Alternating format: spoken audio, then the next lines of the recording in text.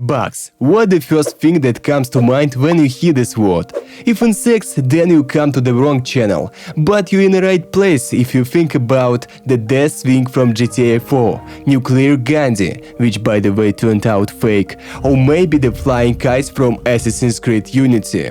Some of the bugs have moved into the features section, others made the games unplayable until they were fixed. The rest brought a lot of fun.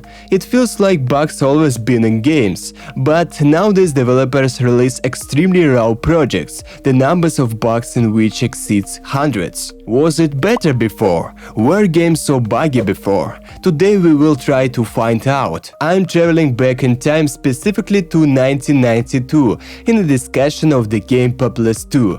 There is a discussion about the game, in particular they are talking about bugs and features. The game itself is a god simulator and I can't say anything about it. Probably a typical game for that time. By the way, we even know what one of those guys was playing on.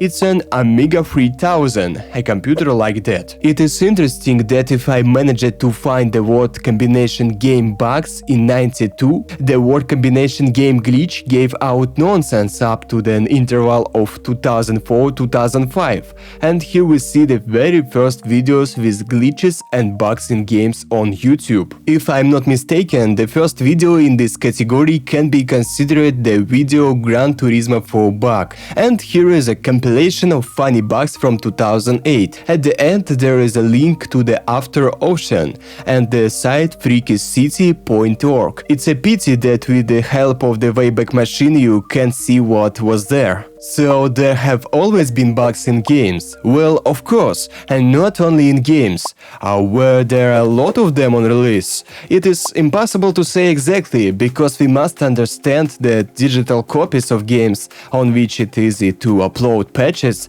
did not appear immediately. Before them there were disks and cartridges.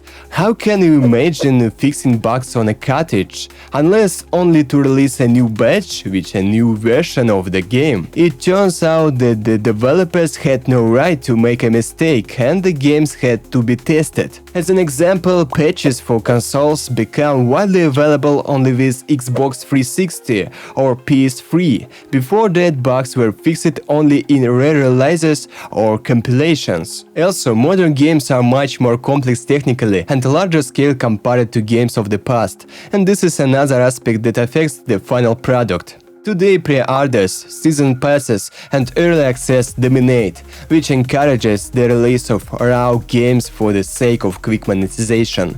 It used to be that release was the final point, as physics media didn't allow for patches. However, even then there were failures, like ET for Atari, but they were less frequent due to less competition. Speaking of competition, please subscribe, like and comment so I can compete with the big YouTube channels. It used to be bugs was local due to the lack of internet. It's not for nothing that with the advent of YouTube they started uploading collections of bugs and glitches to it.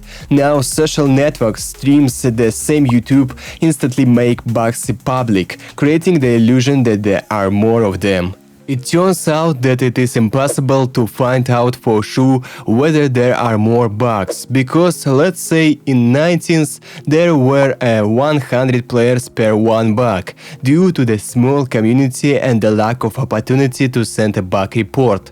Today a bug will be noticed and described by 10,000 people. It should be said that the community was not what it is now. In the past you had to put up with bugs and find a use for them or solve them yourself. That's why glitches appeared, which sometimes became cool features that helped in gameplay. It turns out that there were always bugs, but their fix depended on the capabilities of the era. Today patches are part of the development cycle, while earlier fixes came years later in rare releases and some bugs remained forever. So what about count of bugs? I'll put it this way, developers of modern games should have hired testers, rather than generously imposing this duty on players.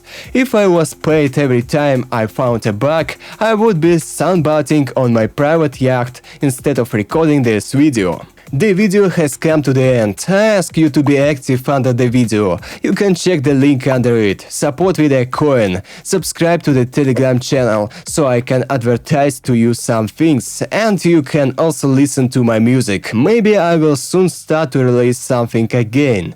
Good luck everyone and bye bye.